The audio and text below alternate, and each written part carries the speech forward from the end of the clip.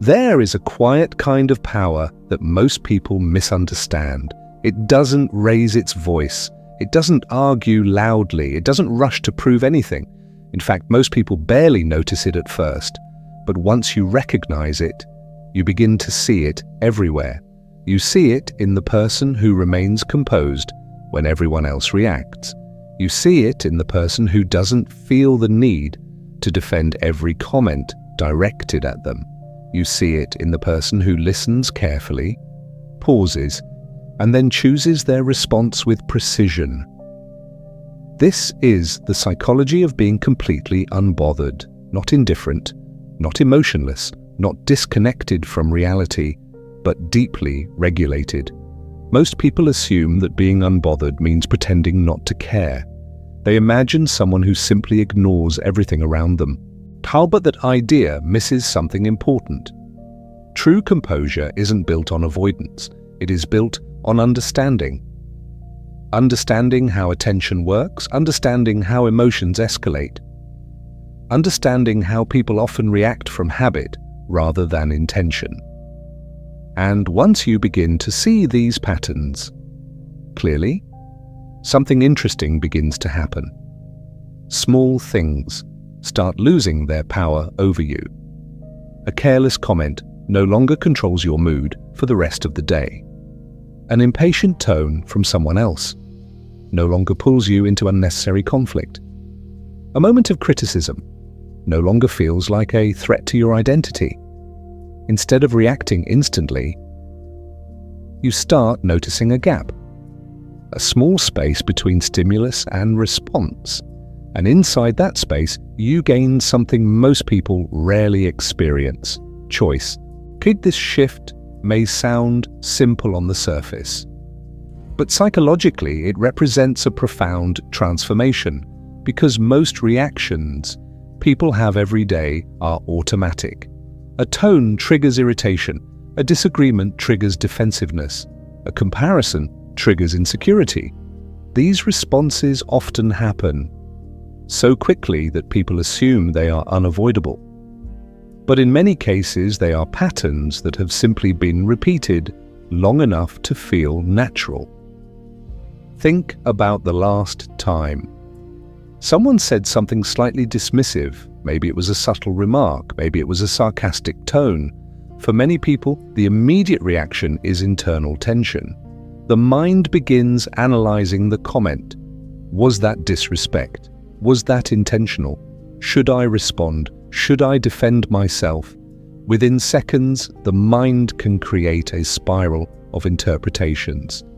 And often, the emotional intensity grows far beyond the original moment.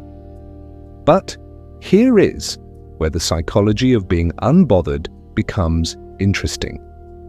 Highly regulated individuals tend to process these situations differently. They still notice what happens. They still register the tone, the words, the behavior, but they do not immediately grant it emotional authority. They pause, they observe, and they ask a quieter question. Is this situation worth my energy? That single shift changes everything, because attention is one of the most valuable resources any human being has.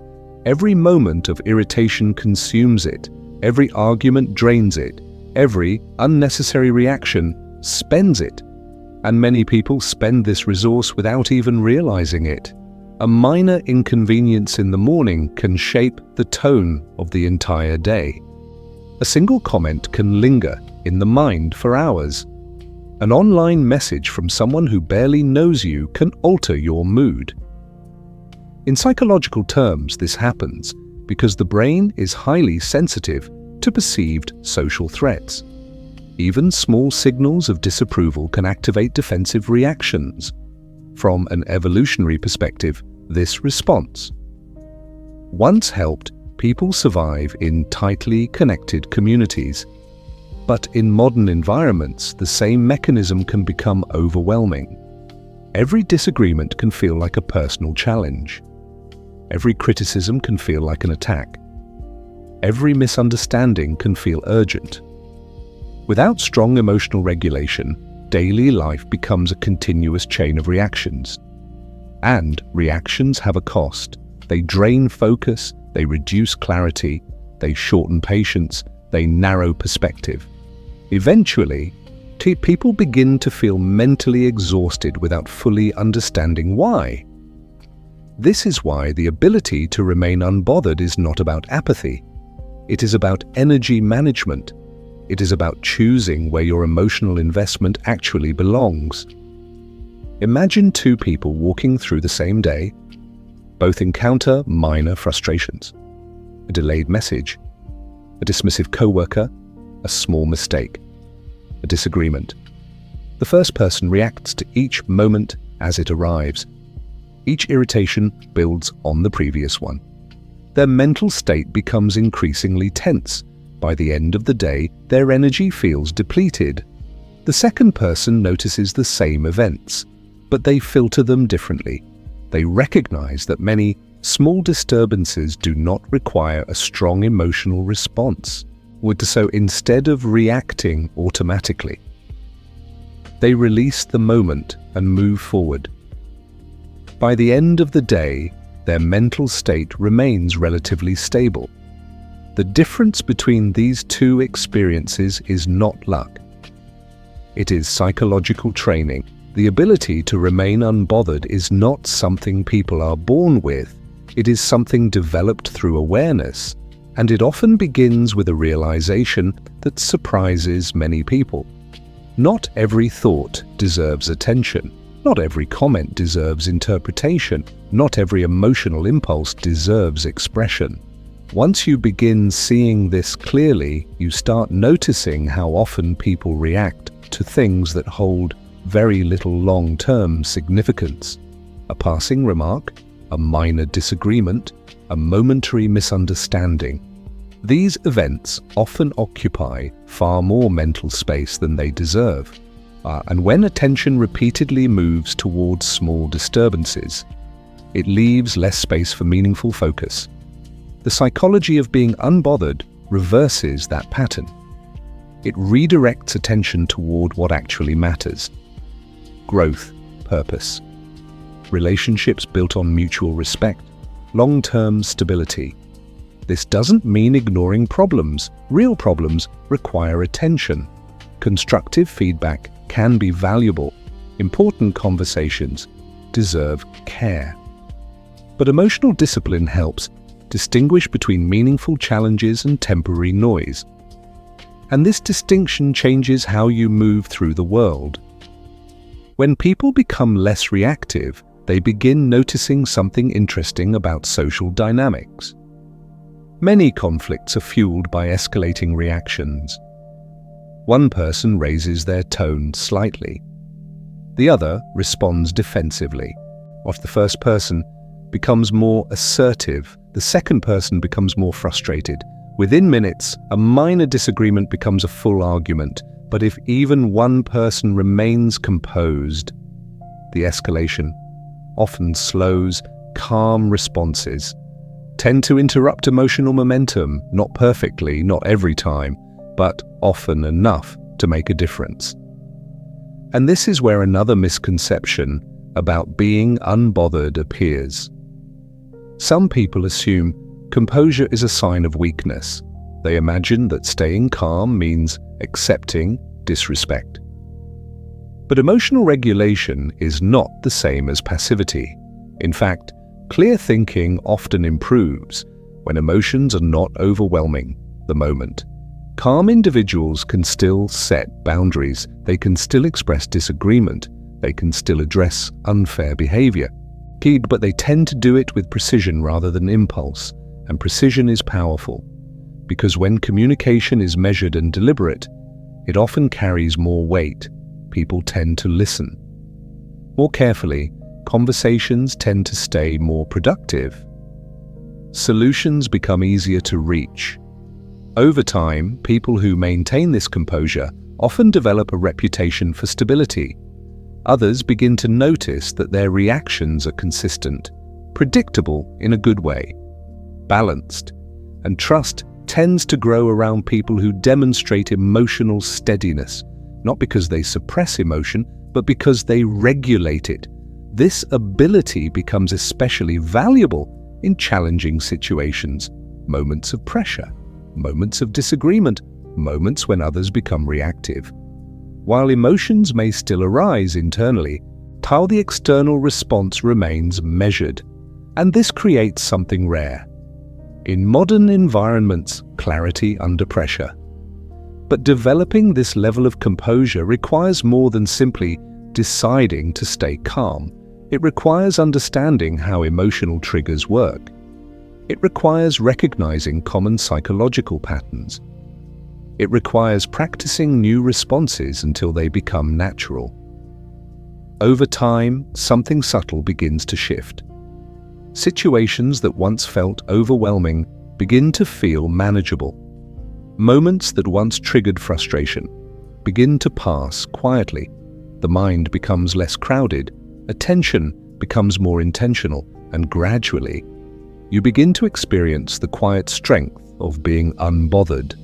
Not because the world has changed, but because your relationship with it has changed. And once that shift begins, many other transformations follow, because when emotional noise decreases, awareness increases, and awareness changes everything.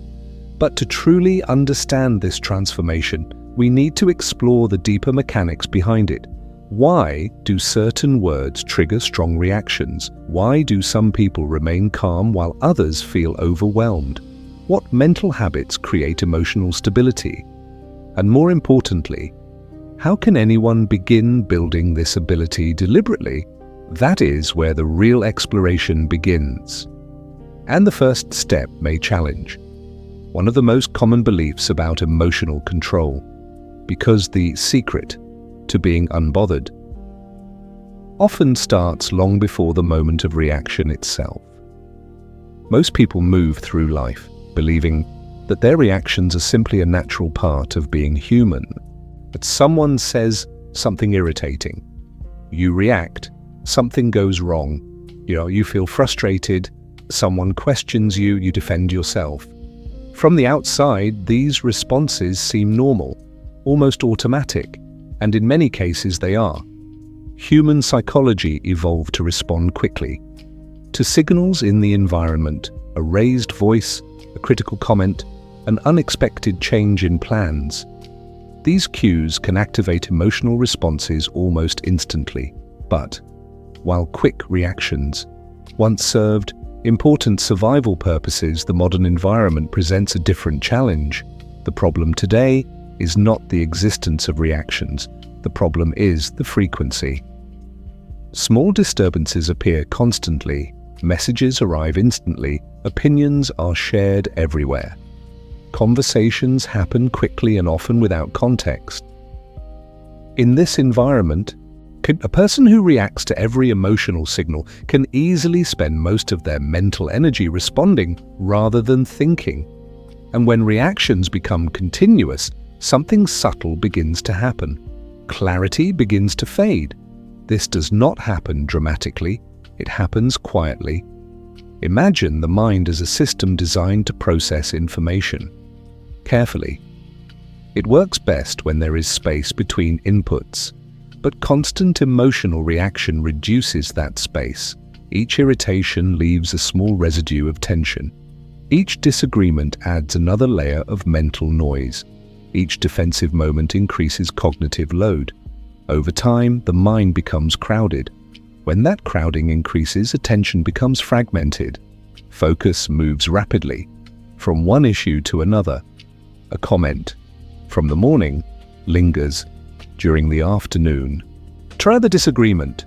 During the afternoon affects the tone of the evening. The mind begins carrying small disturbances longer than necessary.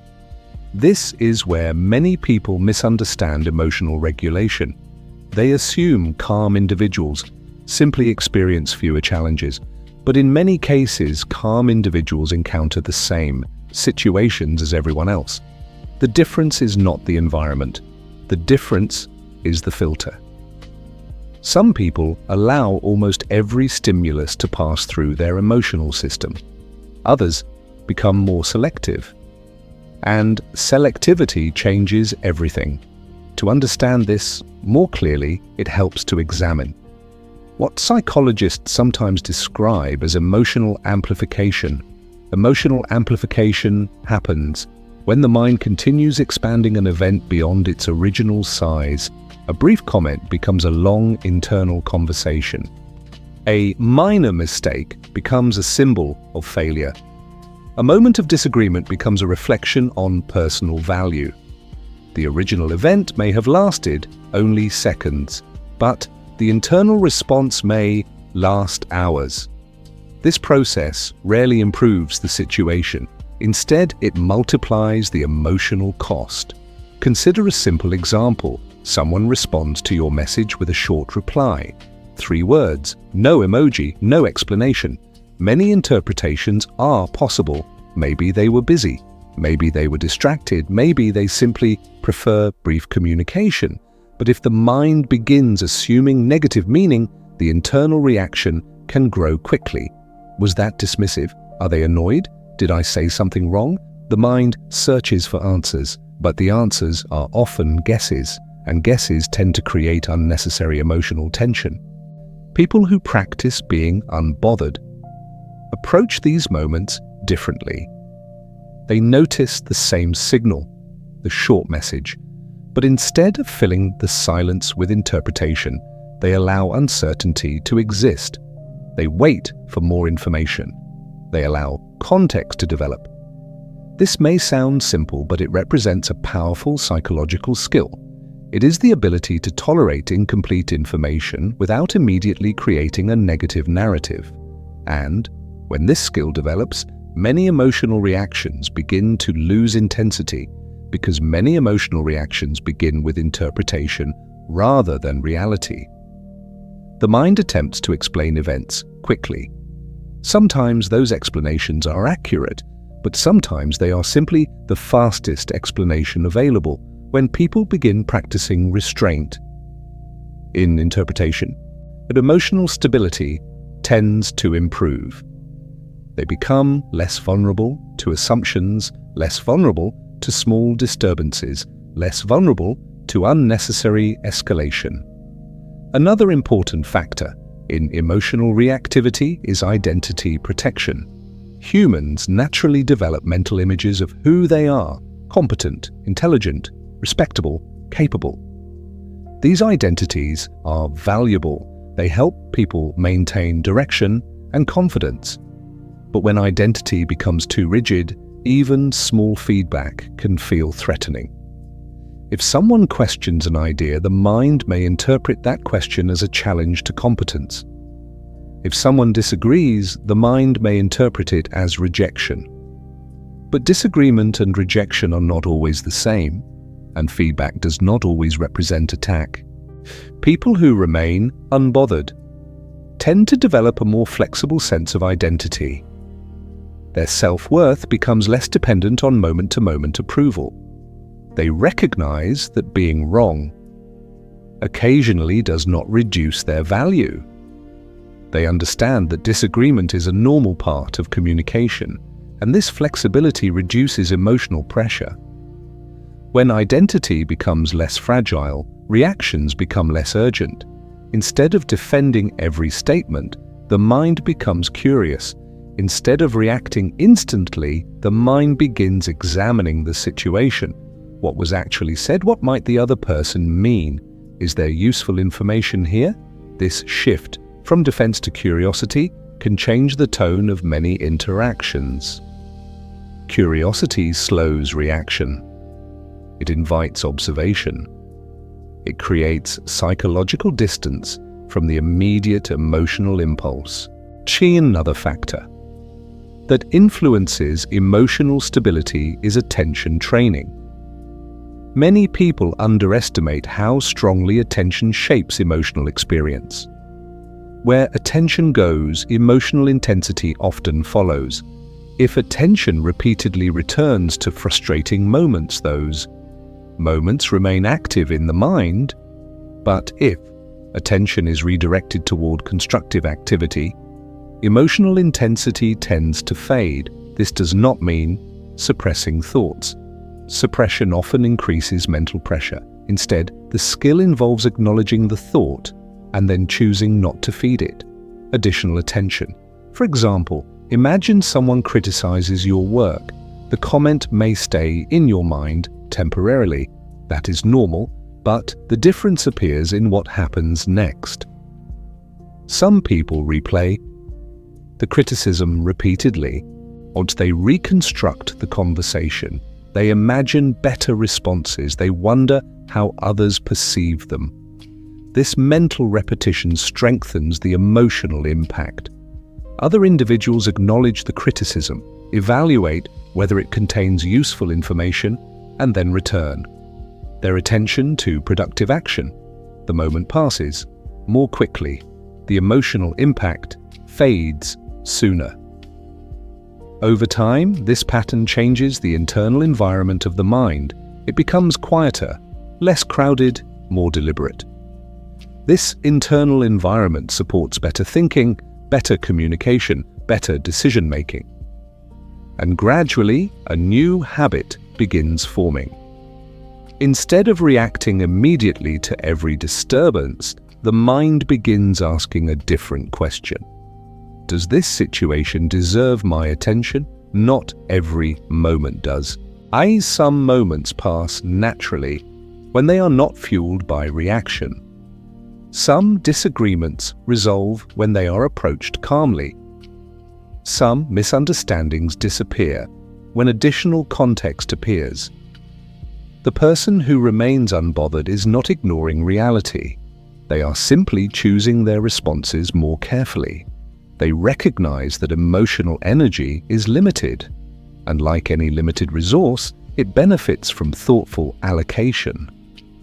This is the beginning of emotional discipline, not suppression, not avoidance, but conscious regulation, the ability to observe emotional impulses without immediately acting on them. And once this ability begins developing, the mind slowly becomes less reactive to small disturbances, more stable, in uncertain situations, more capable of maintaining focus. But this raises an important question. If emotional reactions are so automatic for most people, how do some individuals develop the ability to pause before reacting? What mental mechanism creates that small but powerful space between stimulus and response? Because that space, that brief moment of awareness, is where the psychology of being unbothered truly begins. And understanding how that space forms will reveal one of the most important mental shifts in emotional regulation. But to see it clearly, we first need to explore a deeper psychological principle. A principle that quietly shapes almost every emotional reaction people experience. And once you recognize it, many reactions that once felt uncontrollable begin to look very different. Most people believe their emotions happen instantly. A comment is heard, irritation appears, yet a mistake occurs, frustration follows, a disagreement emerges, tension rises. From the outside, it appears as if the event directly caused the emotion. But the psychological process is rarely that simple. Between what happens and how someone reacts, there is usually a brief internal sequence. It happens quickly, often so quickly that it feels invisible. But when people begin studying their reactions carefully, they start noticing something surprising. The mind does not respond only to events, it responds to interpretations of those events. Two people can experience the same moment and walk away with completely different emotional responses. One person may feel insulted, another may barely notice anything unusual. The event was the same, but the interpretation was different. This difference reveals something important about emotional regulation. Reactions are influenced not only by external situations, but also by the meaning the mind assigns to them. And meaning can change.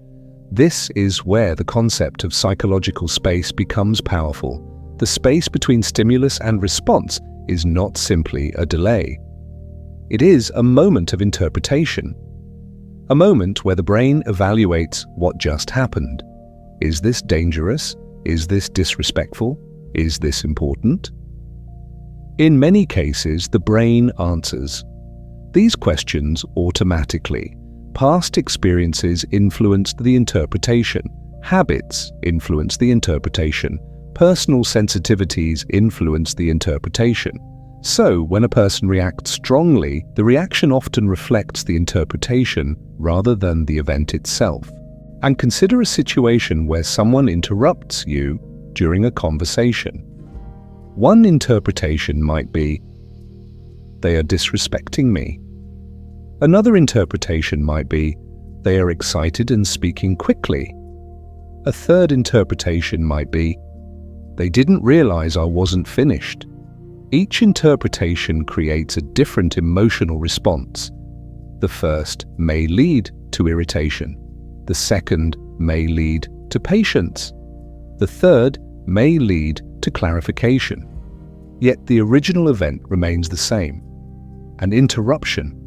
People who develop the ability to remain unbothered often become more aware of this interpretive stage. They notice how quickly the mind creates explanations, and they learn to slow that process slightly, not to eliminate interpretation. Interpretation is necessary for understanding. But question the first explanation that appears, because the first explanation is not always the most accurate one.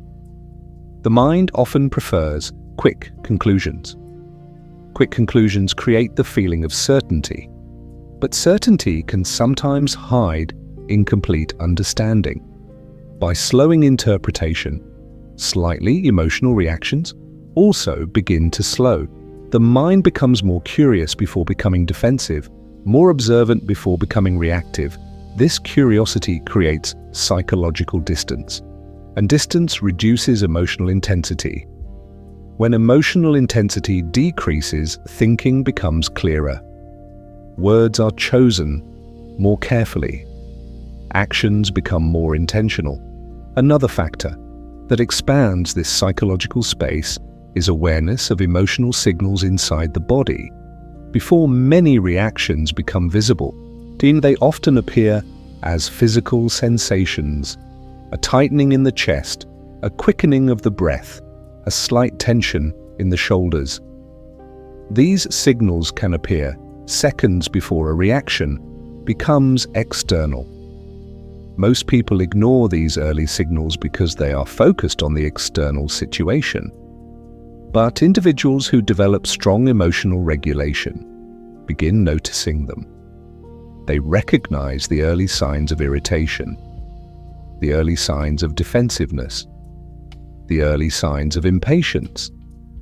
This awareness creates an opportunity, because once the signal is recognized, the reaction can be slowed, a breath can be taken, a pause can occur, a moment of observation can replace immediate response. This does not remove emotion. Emotions are natural signals, but awareness allows emotion to inform behavior instead of controlling it. Another powerful factor in expanding this space is cognitive flexibility. Cognitive flexibility refers to the mind's ability to consider multiple perspectives. Rigid thinking tends to produce stronger emotional reactions. Flexible thinking tends to soften them. For example, imagine receiving unexpected criticism. A rigid response might interpret the criticism as a direct attack, but a flexible mind might explore several possibilities. Maybe the feedback contains useful insight. Maybe the other person expressed it poorly. Maybe the situation contains misunderstanding. Maybe additional information is needed. By allowing several possibilities to exist at once, emotional certainty decreases. And when certainty decreases, emotional intensity often decreases as well. The mind becomes investigative rather than defensive. This investigative mindset supports emotional stability. Instead of reacting immediately, the mind gathers information, and information often changes the interpretation of events. Sometimes criticism reveals improvement opportunities. Sometimes disagreements reveal different priorities. Sometimes tension simply reflects temporary stress. By exploring these possibilities, people avoid many unnecessary emotional escalations. Over time, this habit strengthens the psychological space between stimulus and response. Moments that once triggered. Instant reactions begin to feel slower, more manageable, less overwhelming. This slower pace of internal processing creates an interesting effect. It increases the sense of control without forcing control. The person does not need to suppress emotion. They simply have more time to choose how to respond. And choice creates freedom. Freedom from impulsive words, freedom from unnecessary arguments, freedom from emotional exhaustion. Another element that contributes to this space is the recognition of emotional momentum. Emotions tend to build when they are reinforced repeatedly. If irritation is followed by more thoughts about the irritation, the feeling grows stronger. If anger is followed by mental rehearsals of the argument, the anger expands. But if the mind pauses and redirects attention, the emotional momentum can slow. This is not denial, it is regulation. By interrupting the chain of reinforcement, emotional intensity often decreases naturally. Over time, people begin noticing that emotions behave differently when they are observed calmly. They rise, they move. Now they eventually pass. The experience becomes less overwhelming, more temporary. This understanding reduces fear of emotional moments. Instead of reacting urgently, people trust that emotions can be experienced without losing control. This trust strengthens composure, and composure strengthens the ability to remain unbothered. But developing this ability requires practice, not dramatic practice. Small moments of awareness, repeated consistently. A pause before responding, a breath before speaking, a question before assuming. Gradually, these small practices reshape the internal rhythm of the mind. Conversations become calmer, decisions become clearer, reactions become less frequent, and something unexpected often appears.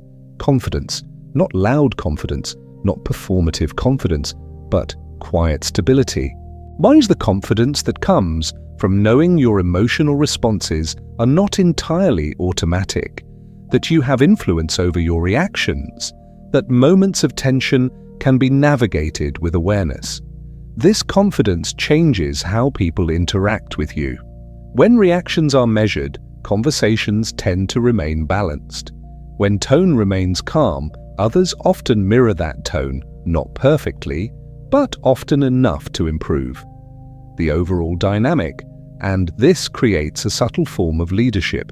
In everyday interactions, people naturally gravitate toward those who remain steady under pressure. Because steadiness creates safety, it creates predictability, it creates trust. Over time, individuals who consistently maintain this composure begin to shape the emotional tone of their environments, not by force, not by control, but by example. But even with strong awareness and cognitive flexibility, many people still struggle with one persistent challenge. Certain situations seem to trigger reactions far more strongly than others. A specific tone, a particular type of criticism, a familiar pattern of behavior. These moments often activate deeper emotional responses that feel older than the situation itself. To understand why this happens, we must explore the role of psychological triggers, because being unbothered does not mean being unaffected by life. It means understanding what activates your reactions and learning how to work with those patterns rather than being controlled by them. And once those patterns become visible, emotional regulation becomes much easier to practice. That is where the next part of this exploration begins. Most emotional reactions feel immediate. A moment happens, and the reaction appears almost instantly. A certain tone is heard, and irritation begins rising. A particular comment is made, and tension quietly enters the body. From the outside, it seems as if the present moment created the reaction. But in many cases, the intensity of the reaction is influenced by something deeper. Not just the situation itself, but the meaning that situation carries based on previous experiences. Psychologists often refer to these patterns as emotional triggers. A trigger is not the emotion itself. It is the signal that activates a familiar emotional pathway. These pathways form gradually over time, through experiences, through repeated interactions, through moments that left a strong impression on the mind. Once the mind learns to associate certain signals with certain emotional responses, the reaction can begin happening very quickly, sometimes before conscious awareness fully catches up. For example, imagine someone who has repeatedly experienced criticism delivered in a harsh tone. Over time, the brain may begin associating that tone with threat or rejection. Later in life, when a similar tone appears, even in a completely different situation, the emotional response may activate rapidly. The reaction is not irrational. It is the brain attempting to protect itself, based on patterns it has learned before. The same process can occur with many different experiences: dismissive language, public disagreement, being ignored during conversation, unexpected changes in plans. In each of these situations may activate emotional responses, depending on how the brain previously interpreted similar moments. This does not mean a person is fragile. It means the brain is adaptive. It learns from past experience and tries to anticipate possible challenges. But the brain's pattern recognition system sometimes becomes overly sensitive. It may react to signals that resemble past experiences, even when the current situation is different. This is where awareness becomes powerful. When people begin identifying their triggers, reactions become easier to manage, not because triggers disappear immediately, but because recognition creates distance. Instead of feeling confused by a sudden emotional reaction, a person may begin noticing the pattern. They might think, "This situation feels familiar. This reaction is stronger than the moment itself. Something about this reminds me of previous experiences." This observation does not remove the emotion instantly, but it introduces understanding, and understanding reduces confusion. When people do not understand their triggers, reactions can feel overwhelming. They may wonder why certain comments bother them so deeply, why certain situations create tension, why some interactions seem disproportionately stressful.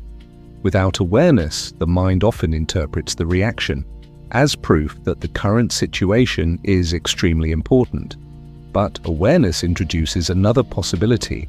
Maybe the reaction is partially connected to older patterns, or maybe the mind is responding not only to the present moment, but also to accumulated experience. This realization may be surprisingly calming because it reframes the reaction. Instead of viewing the moment as an immediate threat, the person begins examining it with curiosity. What exactly triggered this response?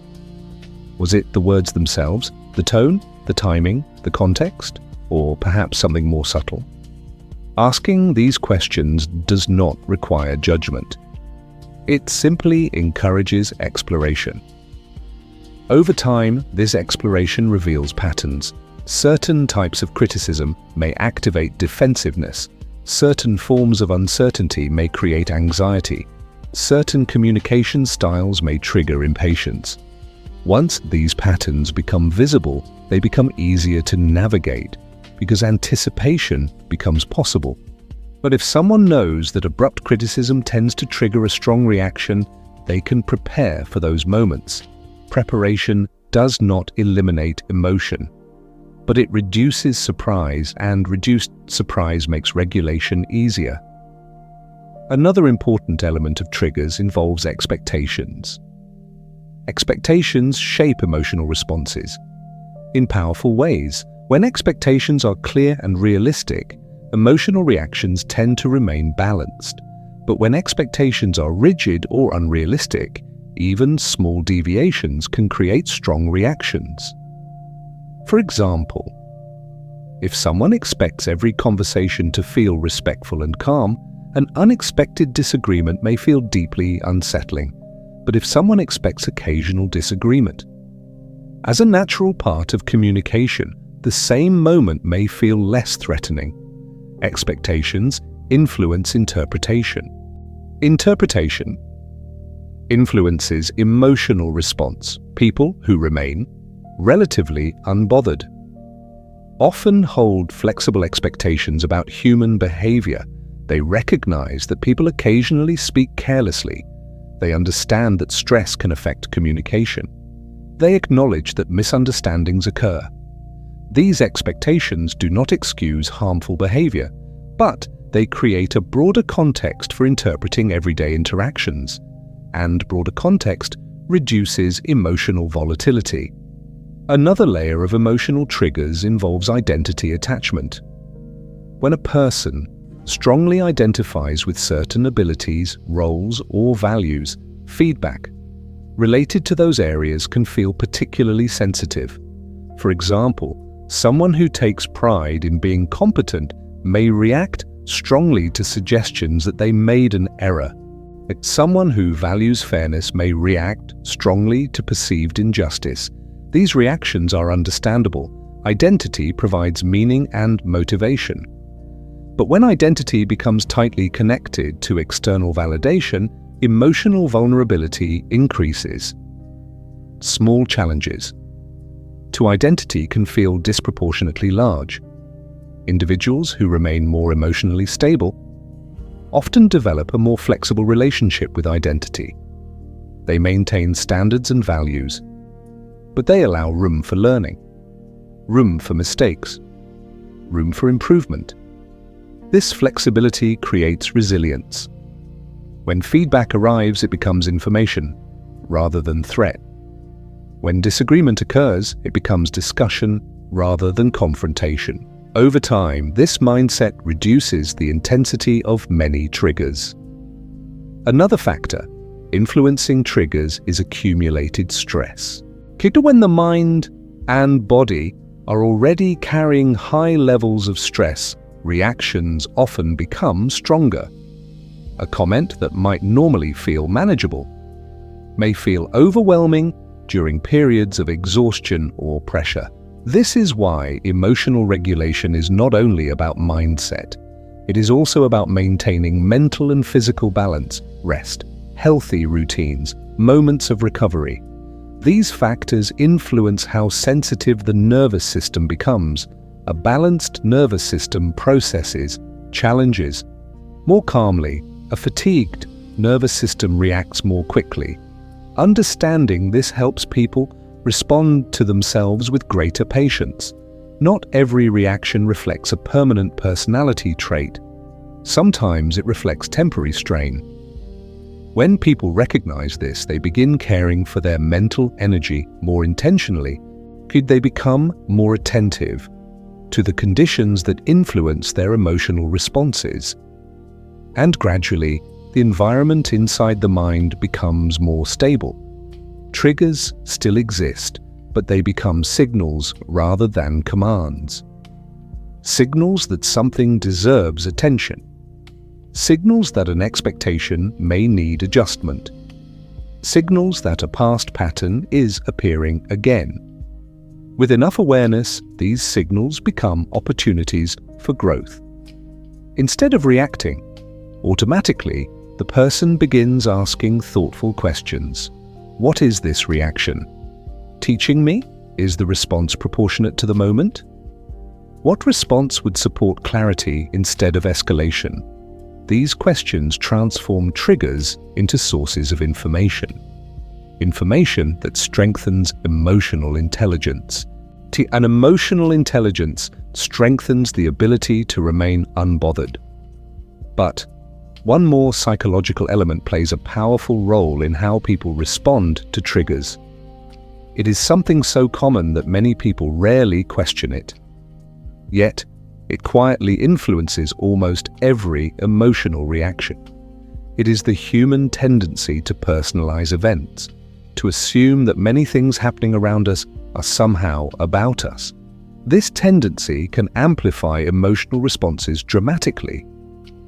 But once people begin recognizing it, reactions often become lighter, more measured, more realistic, because not every behavior directed toward us is actually about us, and understanding this principle can remove a surprising amount of emotional weight from everyday interactions. That is where the next part of our exploration continues. One of the most common psychological habits in human thinking is the tendency to personalize events. When something happens around us, the mind often asks a silent question. Is this about me? Sometimes the answer is yes. Sometimes our actions, our words, or our decisions genuinely influence what happens next.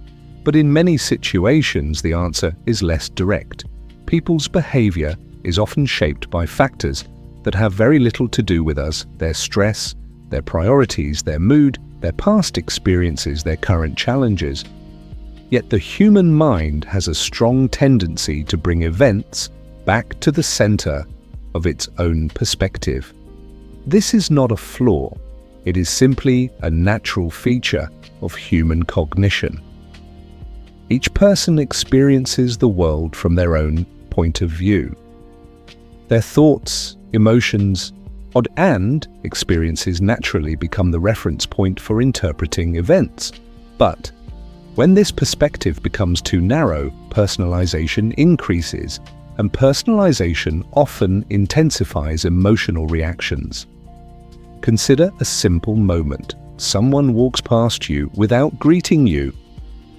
The mind may immediately begin searching for meaning. Did I do something wrong?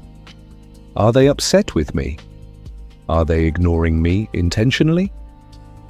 These interpretations appear quickly because the brain attempts to explain unexpected behavior. But many alternative explanations may also exist. Perhaps the person was distracted. Perhaps they were thinking about something important. Perhaps they simply did not notice. Without additional information, the true explanation remains uncertain. But if the mind assumes the situation is personal, the emotional response can grow stronger. A moment that might have passed quietly becomes a source of tension. The psychology of being unbothered begins with recognizing this pattern. It encourages a broader perspective. Instead of immediately interpreting events through a personal lens, the mind begins considering multiple possibilities. This shift reduces emotional intensity because when uncertainty remains open, the mind does not rush toward defensive conclusions. Another example appears in professional environments. Imagine presenting an idea during a meeting. Another person responds with criticism. If the mind personalizes the criticism, the reaction may feel threatening. This person is attacking my competence. But criticism often emerges from many different motivations. Perhaps the person sees a potential risk, and perhaps they interpret the idea differently. Perhaps they simply prefer another approach. When criticism is examined as information rather than as a personal judgment, the conversation becomes more productive, the mind stays open to learning, and emotional stability remains stronger. This ability to separate feedback from identity is one of the foundations of emotional composure. It allows people to engage with ideas without feeling personally diminished by disagreement. Personalization. also appears frequently in digital communication. Text, messages, emails, and online comments often lack tone and context. Without facial expressions or vocal cues, the mind fills the gaps with interpretation. Sometimes those interpretations lean toward negativity. A short response may feel dismissive. A delayed reply may feel intentional. A brief comment may feel critical. But these interpretations often say more about the mind's assumptions than about the sender's intention. People who practice being unbothered tend to pause before assigning meaning to ambiguous signals. They allow more information to arrive before drawing conclusions. This patience reduces unnecessary emotional reactions. Another factor that increases personalization is the human desire for certainty. The mind often prefers a clear explanation rather than uncertainty, even if the explanation is incomplete. For example, if someone receives little feedback.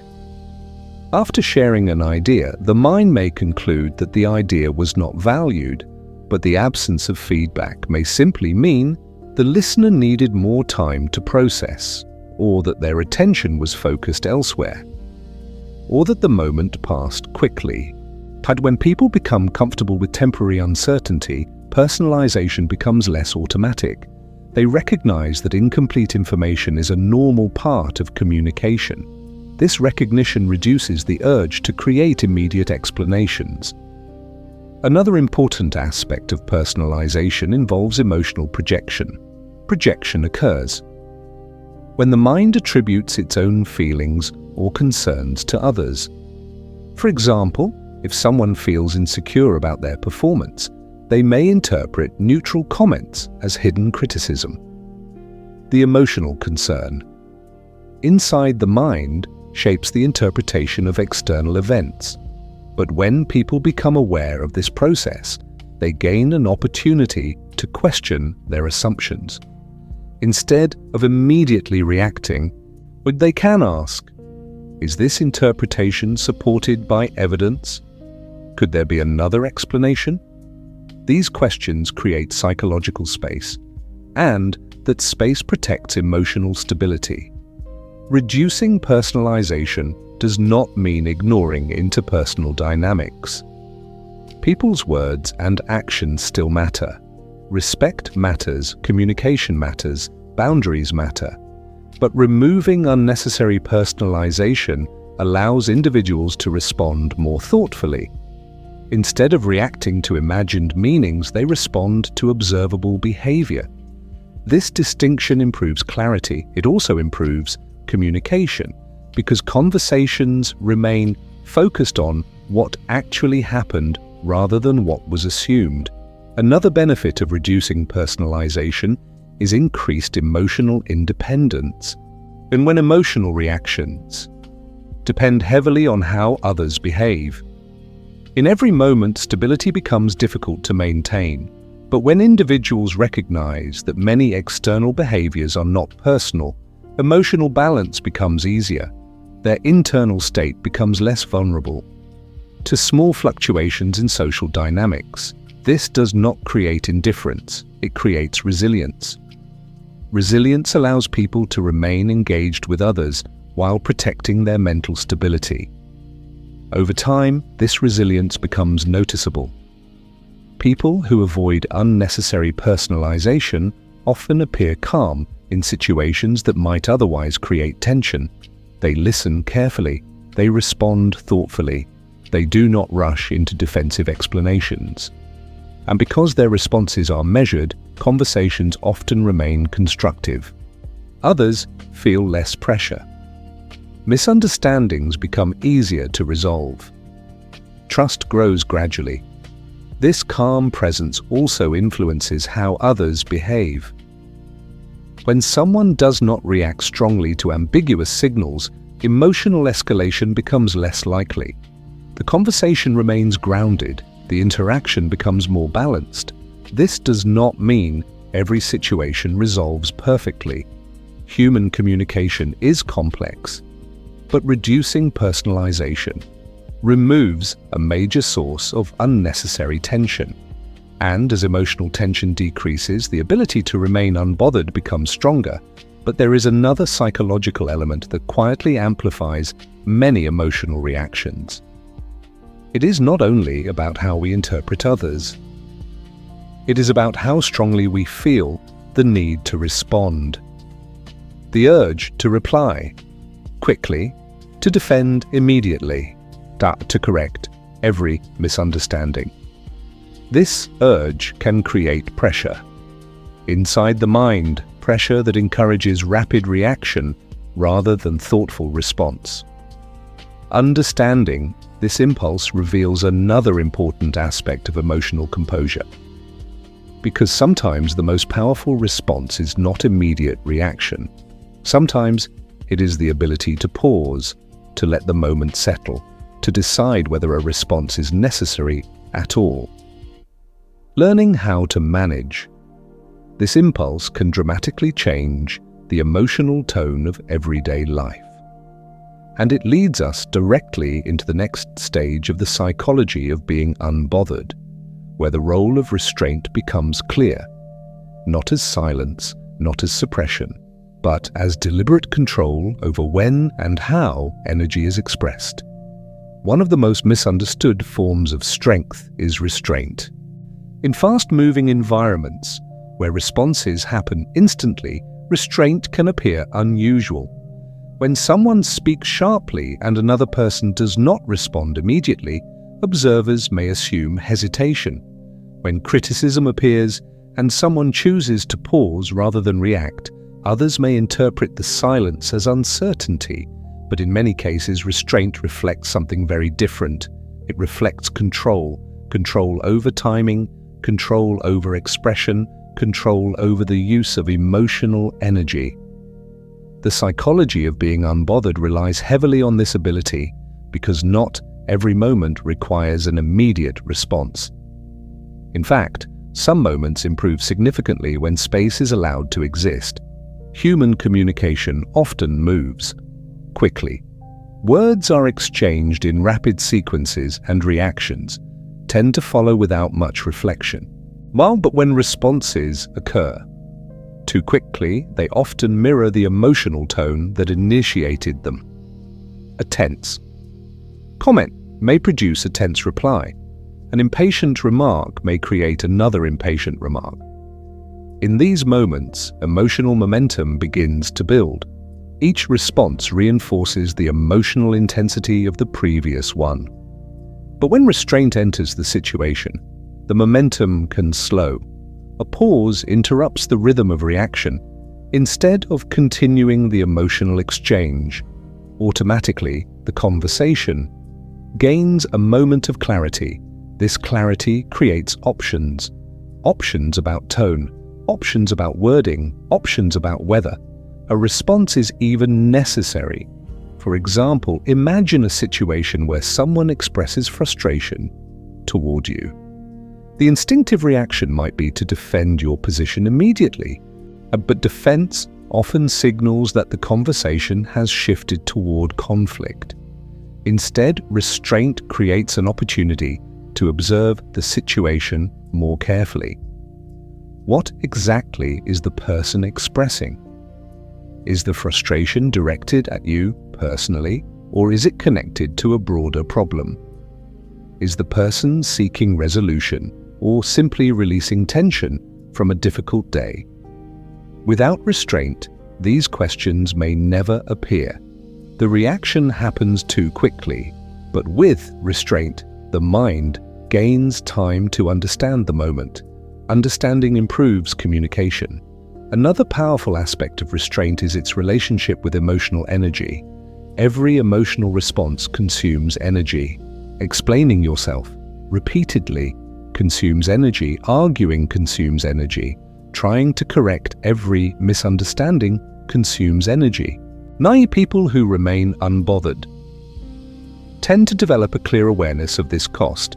They recognize that emotional energy is limited, and when energy is spent on minor disturbances, less remains for meaningful priorities.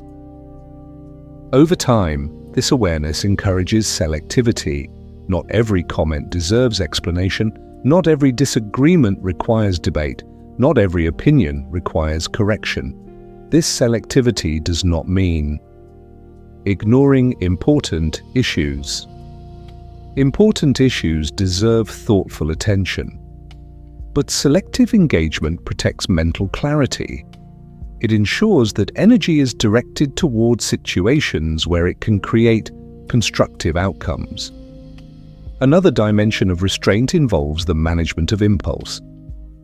When emotional signals appear, the brain often encourages immediate expression. Say something quickly. Defend yourself.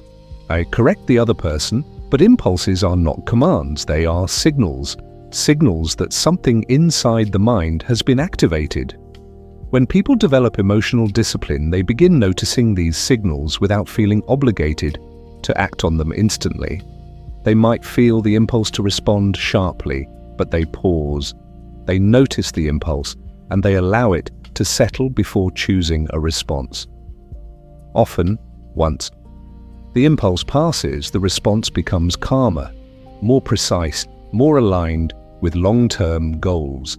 This process may feel slow at first, but over time it becomes natural. The pause becomes automatic.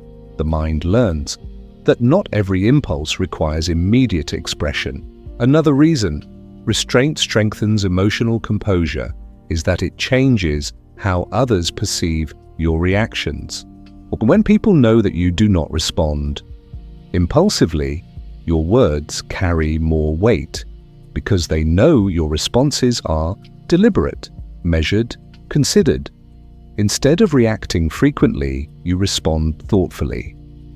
And thoughtful responses tend to shape conversations. More effectively, they introduce clarity rather than confusion, calm rather than escalation. Another interesting effect of restraint is how it influences emotional self-perception. When people react impulsively, they sometimes regret their words afterward. They may wish they had chosen different phrasing or waited longer before responding, but restraint reduces these moments. When responses are chosen carefully, they tend to align more closely with personal values. Integrity becomes easier to maintain. And when actions consistently align with values, self-respect increases. Self-respect strengthens emotional stability, because when people trust their own behavior, external disturbances lose some of their influence. Another important aspect of restraint is recognizing that silence can sometimes communicate more effectively than immediate explanation. In certain situations, excessive explanation can create confusion. The more words used to defend a position, the more opportunities appear for misunderstanding. But measured silence can signal confidence. It suggests that not every challenge requires verbal defense. It creates space for reflection. This does not mean avoiding communication. Clear communication remains essential, but restraint allows communication to occur at the right moment rather than the fastest moment. Timing influences effectiveness. A response delivered after thoughtful reflection often resolves tension more effectively than a reaction delivered in the heat of emotion. Another benefit of restraint is that it protects relationships. Many conflicts escalate, not because the original issue was severe, but because reactions intensified the situation. A comment triggers a response, the response triggers another response. Within minutes, the conversation becomes emotionally charged, but restraint can interrupt this chain. When one person slows the pace of reaction, the emotional environment often stabilizes. The conversation has an opportunity to return to problem solving rather than emotional exchange. Over time, people who practice restraint become known for their steadiness. Others begin to trust their reactions. They know that when this person speaks, what if the words are intentional, not impulsive? This reputation influences how people interact with them. Conversations become more respectful. Disagreements become more constructive because emotional volatility is no longer dominating the interaction. However, restraint does not mean suppressing important concerns. Important concerns deserve expression. Boundaries deserve protection. But restraint ensures that when concerns are expressed, they are communicated clearly rather than emotionally. Clear communication increases the likelihood that others will understand the message, and understanding improves the chance of resolution. Another powerful benefit of restraint is the development of internal confidence. When people realize they do not need to react immediately to every situation, a sense of control emerges. Not control over others, but control over themselves. This self-regulation strengthens emotional independence. External events still occur. Unexpected comments still appear. Disagreements still happen. But internal stability remains stronger. Because reactions are no longer automatic, they are chosen. And this choice represents one of the most valuable psychological abilities a person can develop. Yet even with strong restraint, one challenge remains common. Certain situations create emotional pressure that makes restraint difficult. Moments when the mind feels pulled toward reaction. Moments when silence feels uncomfortable. Moments when the urge to prove something becomes strong.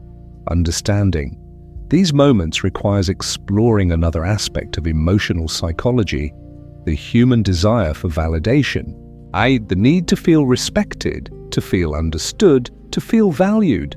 These desires are natural, but when they become strongly attached to external responses, emotional balance becomes fragile. Learning how to manage this need without suppressing it is an essential step toward becoming truly unbothered. And that exploration begins in the next section. Human beings naturally seek validation. The desire to feel respected, understood, and valued is not a weakness. It reflects a basic social instinct. Throughout history, cooperation and belonging have played an important role in human survival. Because of this, the mind developed systems that pay close attention to signals of approval or disapproval from others. A compliment can brighten the mood. A respectful response can strengthen confidence. Recognition can motivate effort. Actually, these responses are completely normal, but difficulties begin when emotional stability becomes strongly dependent on these signals. When validation becomes the primary source of internal reassurance, small changes in external feedback can create large emotional fluctuations. A positive response may lift the mood significantly. A neutral response may feel uncertain. A negative response may feel discouraging. In this pattern, emotional balance begins moving up and down depending on how others respond in each moment. The psychology of being unbothered does not reject validation. Appreciation and recognition can be meaningful, but emotional independence grows when validation becomes a welcome addition rather than a requirement for stability. This shift changes how people interpret everyday interactions. Okay, imagine sharing an idea. During a discussion, if the mind expects immediate validation, the absence of praise may feel disappointing. The mind may begin searching for signs of approval that never arrive. But if the idea is expressed simply because it contributes to the conversation, the outcome becomes less emotionally charged. Whether the response is enthusiastic or neutral, internal stability remains stronger. This does not reduce ambition or motivation.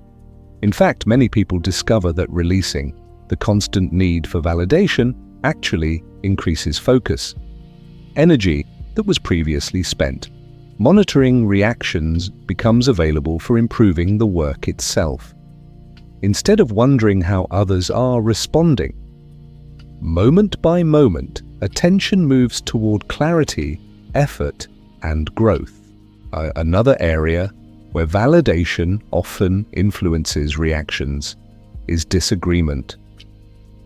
When someone disagrees with us, the mind sometimes interprets the disagreement as rejection. But disagreement and rejection are not always the same.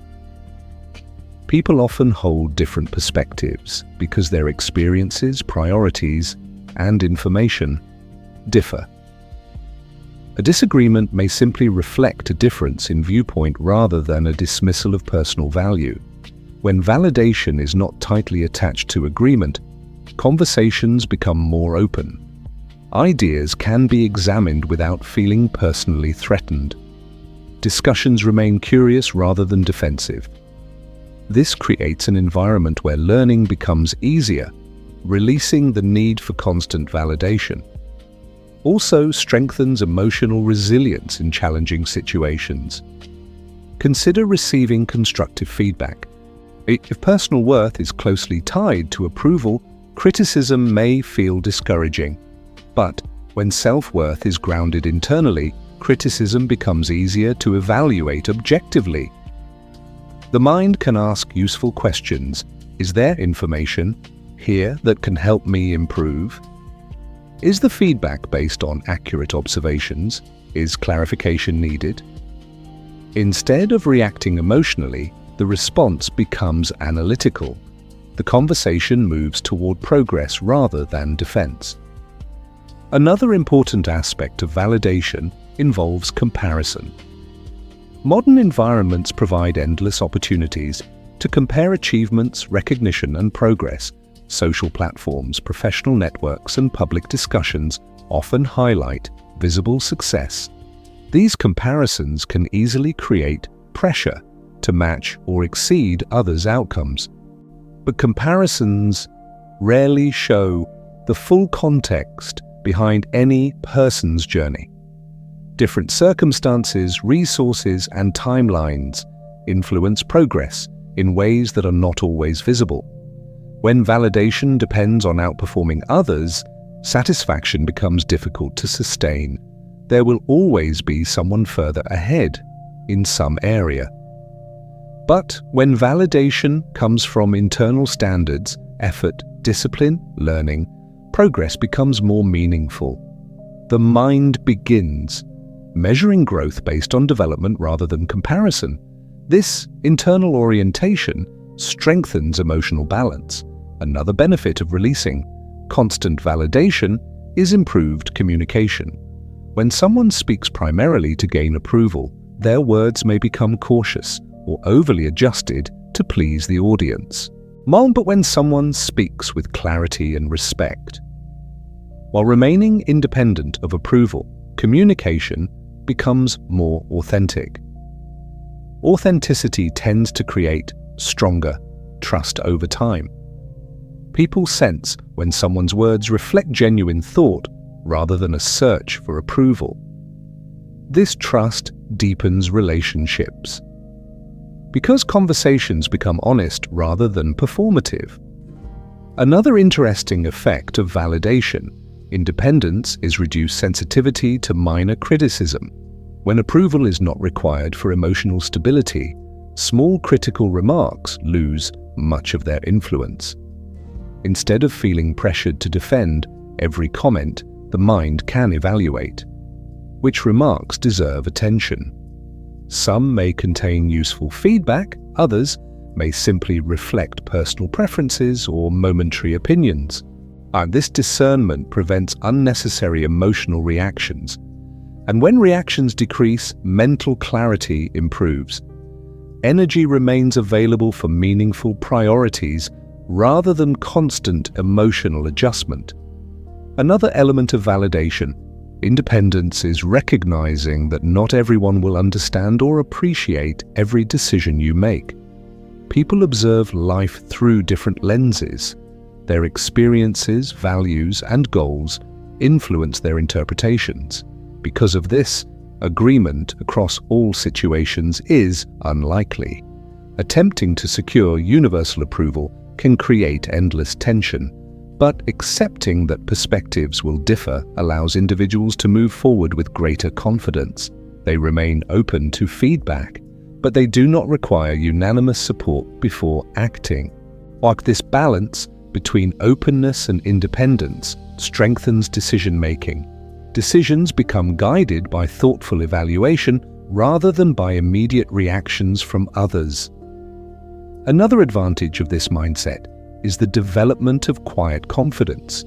Confidence built on internal standards tends to remain stable because it does not depend on momentary responses from the environment.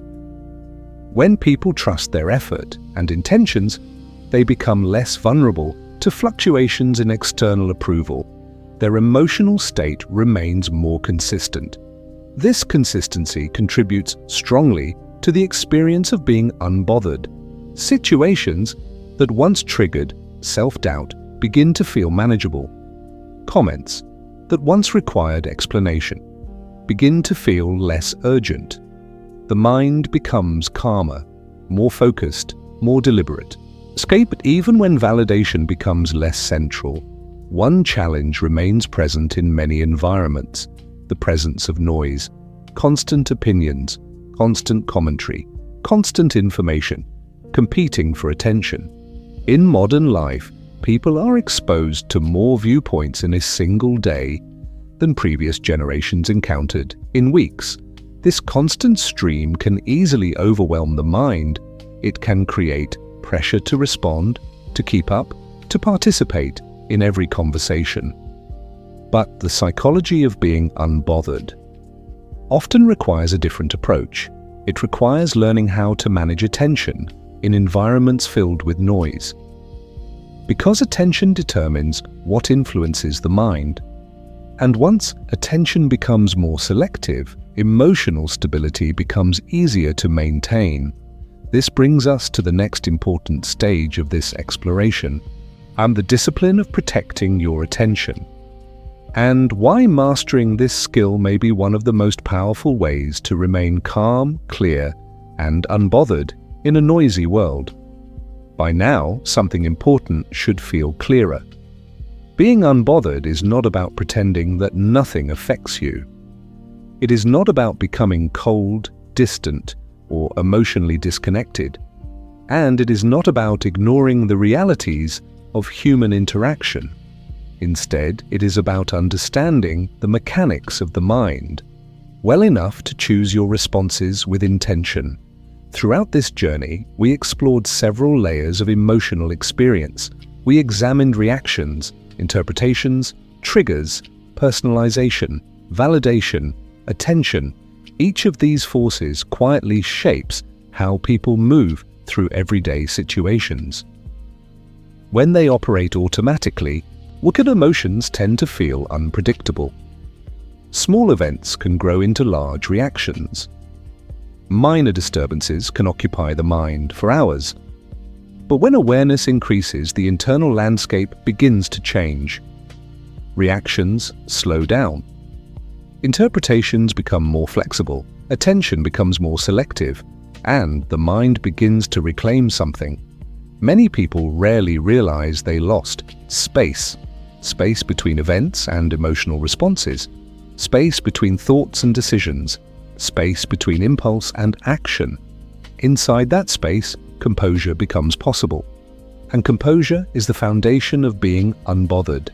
Many people imagine that calm individuals experience fewer challenges, but that assumption rarely reflects reality. Calm people encounter criticism. They encounter disagreement. They encounter moments of frustration and uncertainty. What changes is not the existence of these moments. What changes is their relationship to them. Instead of reacting immediately, they observe. Instead of assuming intention, they gather context. Instead of personalizing every comment, they maintain perspective. Over time, these habits transform the experience of daily life. Moments that once felt overwhelming become manageable. Situations that once triggered frustration become opportunities for clarity. The mind begins operating with greater stability, but this stability does not appear overnight. It develops gradually. Through practice, through awareness, through small decisions repeated consistently. A pause before responding, a breath before reacting, a question before assuming. These small practices may appear simple, but when repeated over time, they reshape emotional habits. They retrain the nervous system to remain steady in situations that once felt tense, and with enough repetition, composure becomes natural. Another important realization often emerges during this process. Many emotional battles people fight each day are not necessary. Arguments that do not lead anywhere. Defensive explanations that change nothing. Endless analysis of minor remarks. These patterns consume enormous mental energy, but once a person learns to step back from them, something remarkable happens. Energy returns, attention becomes available again for more meaningful pursuits, creative work, learning, relationships built on respect and understanding, personal growth that unfolds over months and years rather than moments. The psychology of being unbothered protects this energy. It ensures that emotional reactions are reserved for situations that genuinely deserve attention. And this discipline strengthens inner stability.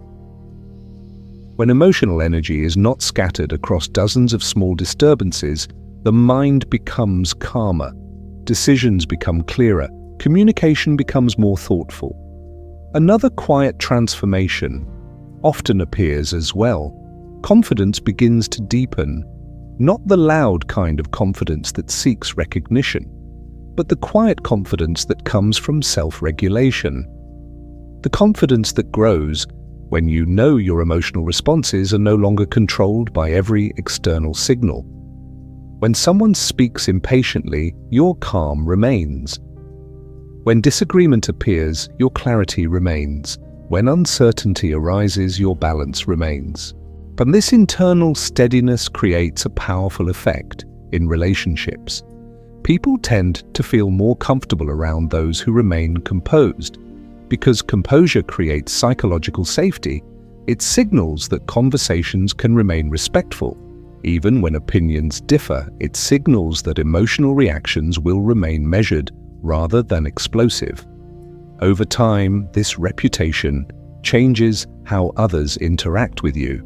Discussions become more constructive, conflicts become easier to resolve, trust grows naturally. But perhaps the most important change occurs internally. The mind becomes quieter, not empty, but less crowded.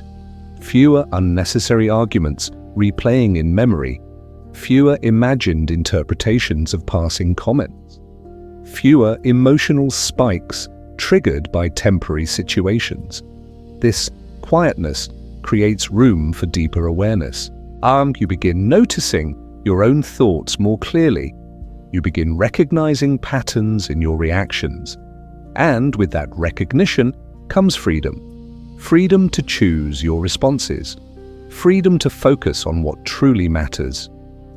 Freedom from the exhausting cycle of constant reaction. Yet it is important to remember that emotional discipline does not mean perfection. Everyone experiences moments of frustration. Everyone encounters situations that test their patience. Even individuals with strong emotional awareness occasionally react before reflecting. This is part of being human. The goal is not flawless composure. The goal is gradual improvement. Each moment of awareness strengthens the next. Each pause before reacting builds emotional resilience. Each thoughtful response reinforces the habit of calm thinking. Over time, these small improvements accumulate. The person who once reacted quickly becomes someone who observes first. The person who once carried tension throughout the day becomes someone who releases small disturbances quickly. The person who once felt overwhelmed by social dynamics becomes someone who navigates them with clarity. And as these changes continue, something subtle becomes visible to others. You appear steady, balanced, unbothered. Not because you ignore life, but because you understand it more clearly. You understand that not every moment deserves emotional investment. You understand that reactions are choices, not inevitabilities.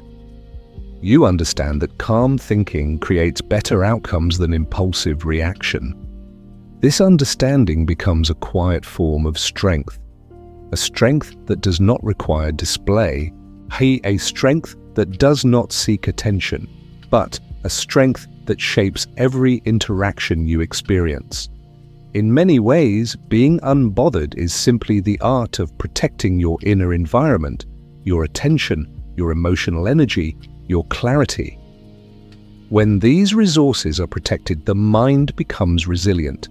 External noise loses its power, small disturbances fade quickly, and life begins to feel less like a series of reactions and more like a series of conscious decisions. That is the psychology of being completely unbothered. Not indifference, not detachment, but disciplined awareness, the quiet mastery of your own responses. And once that mastery begins, developing the world around you may still move quickly, but inside, something powerful remains steady. A calm center, a clear mind, and a presence that is difficult to disturb.